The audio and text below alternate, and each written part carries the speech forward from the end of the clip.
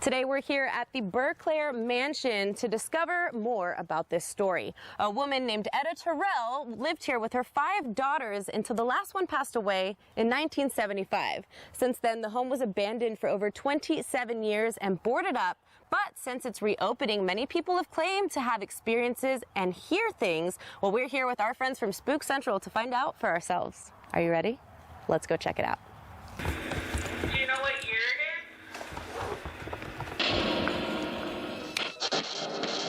Friday, December 11th, 8:47, Berclair Mansion, static recorder and hallway. I've got chills behind me. John, did you just pull my pant leg on my pocket?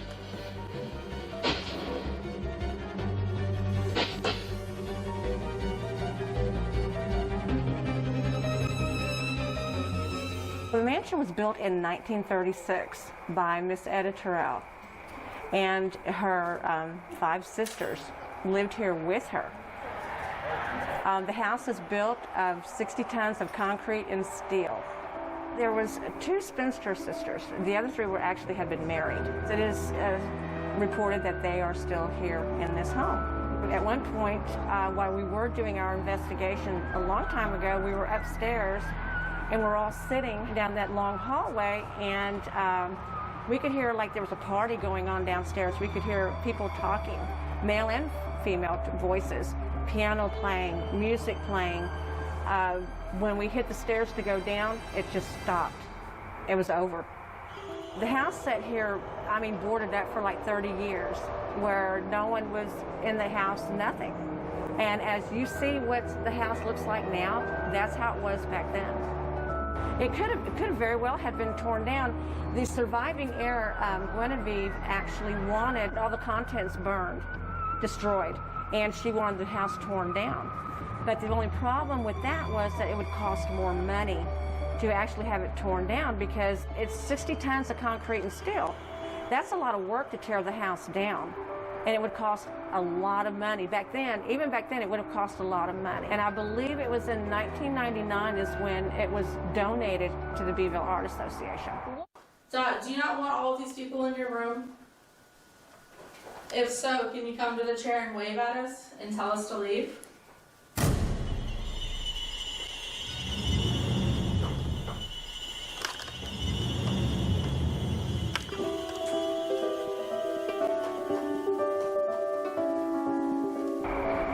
This mansion is just gorgeous, and it's in the middle of nowhere. You would drive down this road and never know it's here unless you just stumbled upon it. And there's so much mystery. There's so much mystery with the sisters, why they did some of the things they did, supposedly also hiding someone within the house. And it's that mystery of why is it here? Why didn't anybody want this house? We've gotten more activity in the upstairs area than we have downstairs, and we've had a few experiences up there, so we're hoping tonight to actually, with the new equipment, to actually capture what we've seen before and find some answers. Of course, men were not allowed in the upstairs area, and every time we've had an experience, there's been a male upstairs. So one of our experiences was one evening we were upstairs, we were doing an EVP session, and we were all sitting in a row down the hallway, and we kept seeing a black shadow kind of go in and out of the doorway. And I noticed it more and more and more. I had turned away, and when I looked back, there was a large black blob hovering off of the ground, heading directly towards me. Now, it startled me, and it didn't feel evil, but it's like it didn't want me there. It didn't want us there. As you can see right here, as the stick figure is, it's picking her up. This is an infrared camera, and it allows for motion detection. As you can see, it's picking up Hayden also right there. So if you've got this in a room and there's nobody in front of you and it's actually picking up motion of somebody. Well, tonight we're actually using an SLS camera. It is a motion tracking system. A lot of people would recognize it through the Xbox 360, where if you stand in front of it, it can actually discover where you're at. And it has an infrared system with thousands of little infrared dots that go all over the room in the area you're in. And it picks up motion that the human eye can't see. So if you're in a room and you actually get a stick figure, in that one area, it's like, well, what's there for it to detect a human? And of course we have the ghost portal, and then of course the SB7 spirit box. We have a whole bunch of infrared cameras set up, parabolic microphones so we can actually listen to EVPs coming in live, and we have our audio recorders and everything set up. There's multiple voices. They all started talking. How many of you are here? Can you tell us why you're here? Changes. Can you help? Oh, can you help me?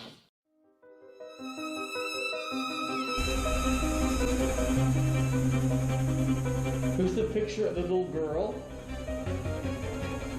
It's never disappointing. I've never been disappointed here. Every time I've come into this house to investigate, there's always been something that has happened. And now that we have additional equipment that we didn't have when we did our last investigation here, I'm hoping to actually capture more. I've had people tell me that they feel they can walk in there and they feel kind of uneasy. I've never felt that walking in here. I've never felt that there was anything bad. Now, I'm not saying there couldn't be anything like that here. I've never experienced it. Now, I can go in there and I can get into a certain location and I can feel like, I feel like there's something in here, but it's not bad. But then again, I'm not afraid of it, so I'm not going to feel that.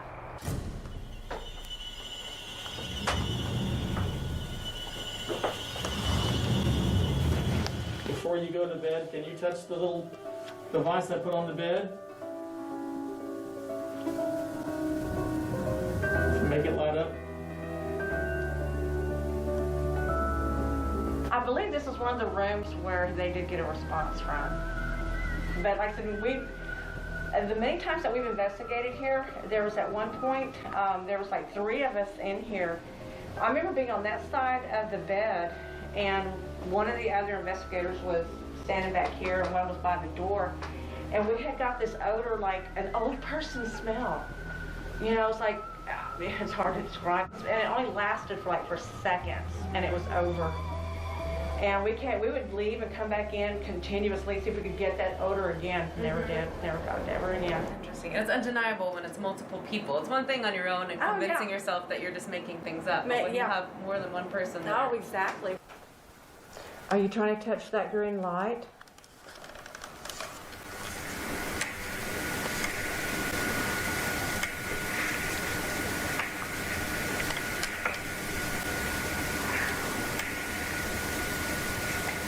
Someone just whisper? Mm-mm. I heard a whisper. Me too. You heard it? Yeah. Yeah, that was pretty loud. Okay, well, you disappeared on me again. Where'd you go? To me, I mean, you can go into investigate a location and you can get paranormal activity. And it doesn't mean that it's evil, it doesn't mean that it's bad. And when you are asked, well, is this place haunted? To me, my definition of haunting is that there's something that could be dark there that shouldn't be there.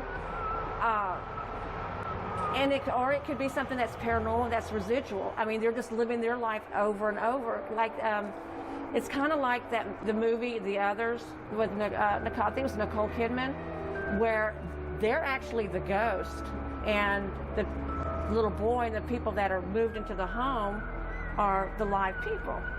That's what they intercept. They're living their life over and over and over and not realizing that they're dead.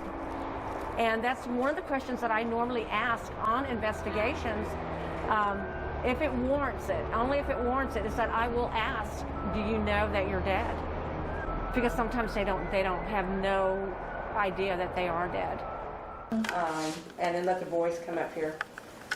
Because it would be getting about that bedtime for these little, sweet little ladies, and no men were allowed up here. See if they can stir them up in a nice way. If you go hunting, you wear camouflage and you hide in the forest. Spirits, they're energy.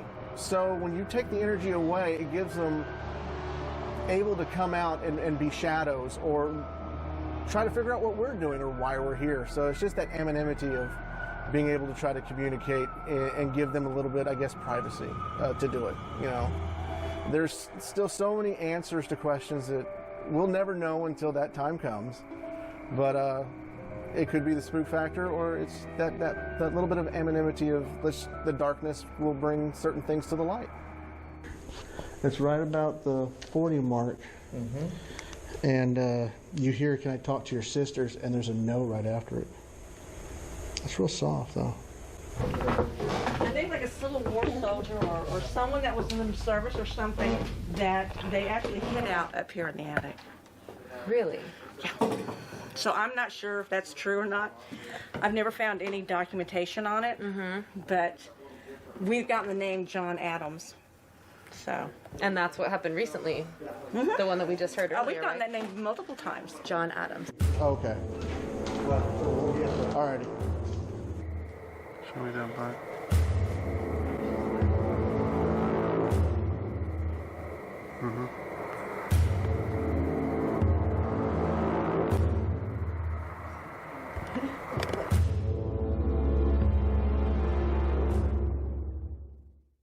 So basically what we're going to do while we're downstairs is we're going to do what they call an EVP burst session. It's an electronic voice phenomenon.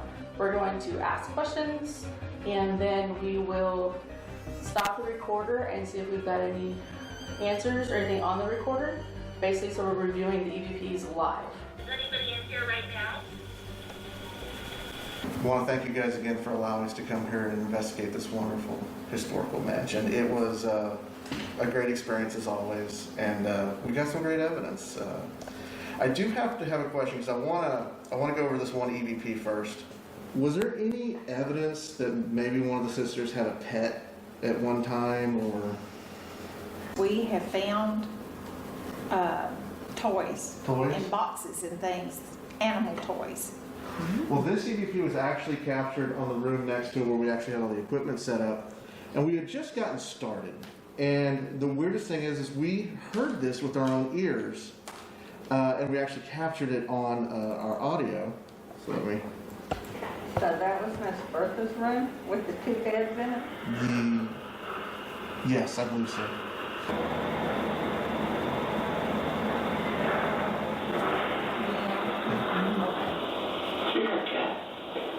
I mean, it's clear.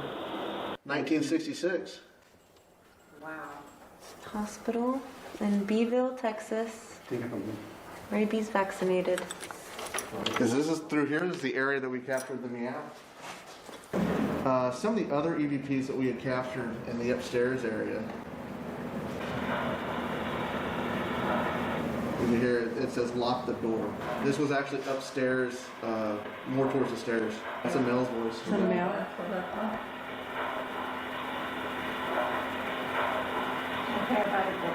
Yeah. Very soft.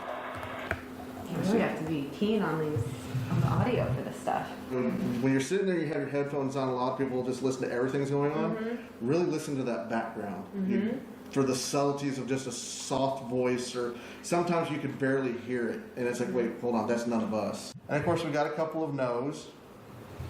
That's nothing surprising, as we've gotten in the past. Right. As a message, can you tell me what year it is? And of course, no number 2 still came from upstairs also. Actually, this is Walsall.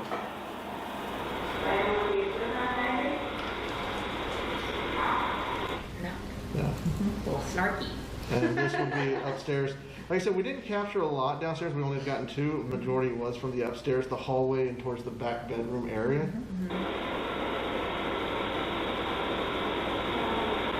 And that one, you could hear a female voice saying sorry. Saying what? Sorry.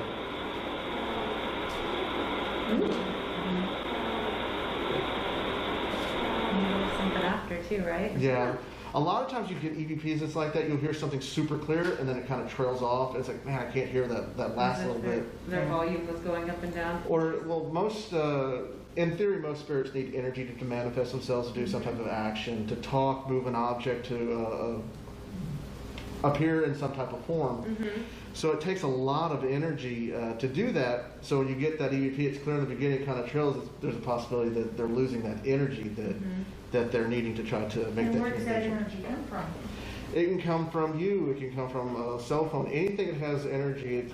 All right. So this one's a yeah. Is anybody in here right now? Very soft. It's very soft. This one's actually captured downstairs towards the that big vase. This one when Shauna was downstairs. And what was the question?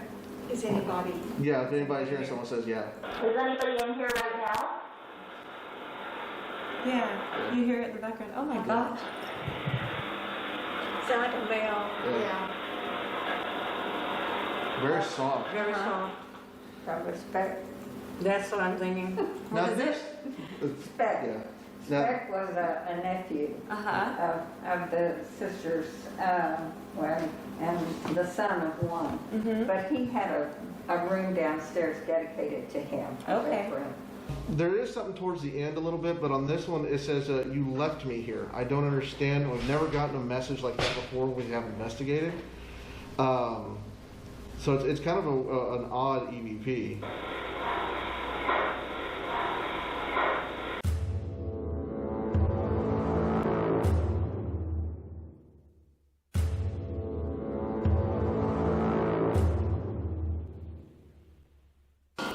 Is there something I can help you with?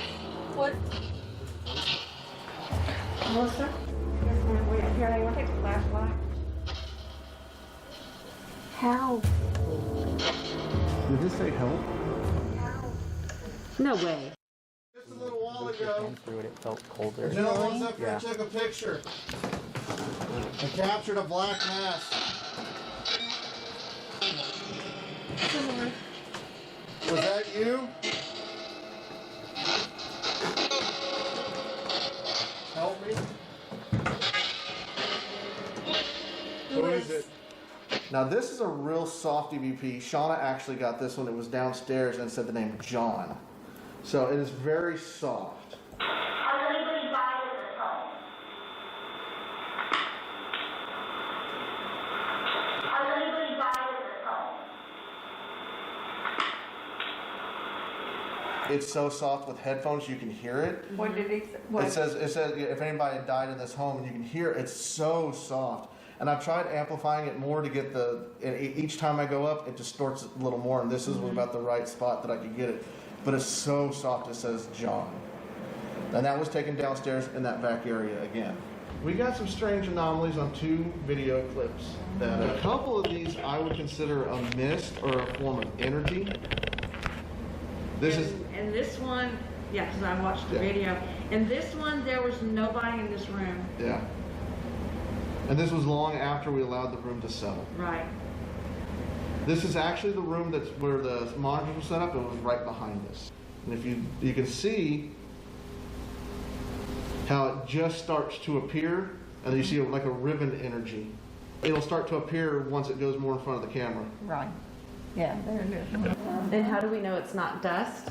Well, when we go do an investigation, we allow the rooms to settle for a certain period of time because there will get dust and stuff like that. Of course.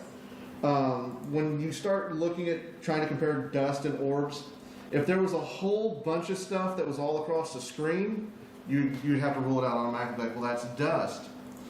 Orbs will always have their own flight path, and of course, this is also emitting its own light. Mm-hmm. And how it falls, and it's actually in sync a little bit with the orb that's going down. Now the next one is it's even more interesting. Yeah, I find this one quite interesting because there's 2 individuals that go up into the attic, and you'll see it go. 2 orbs. Yeah, you'll See see that? the one that comes like out of the wall area, and it goes right into where they've gone upstairs, up into the attic. Now this is where it comes down to when we talk about orbs having their own flight path. Right. If that's dust, why is Would be it going up? zigging and zagging? Yeah. Exactly. So it has a mind of its own where it's like, I'm gonna go this way. Nope, I'm going this way. Wow. So like I said before, I think that hallway is just a center for a lot of the activity that does happen upstairs. I'd like to show you guys a clip that we captured for one of our cameras, and it's kind of, I'll let you guys listen to it. So let's put it. Just hit play on the clip. Is there something I can help you with?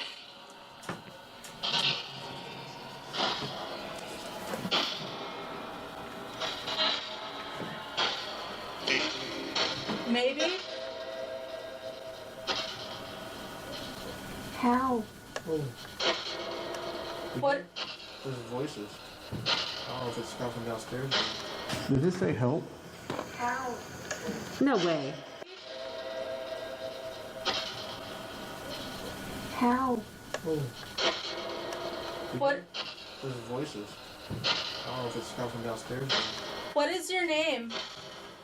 Okay, so to put that in the context, that was when y'all were in the attic. No one heard What that. is your name? And no one could hear that, and then right after that you were like, are there voices? Because a voice came through saying help, and so y'all started trying to ask, what do you need help with, what's going on? And then that whisper comes through the headphones when I was editing. And I was like, and the funny thing is, y'all were trying to contact a child. Yeah. That's a child's voice. It is. That is. Changes. Can you help? Oh, can you help me? I don't know. What do you need help with? John, how old are you? 6.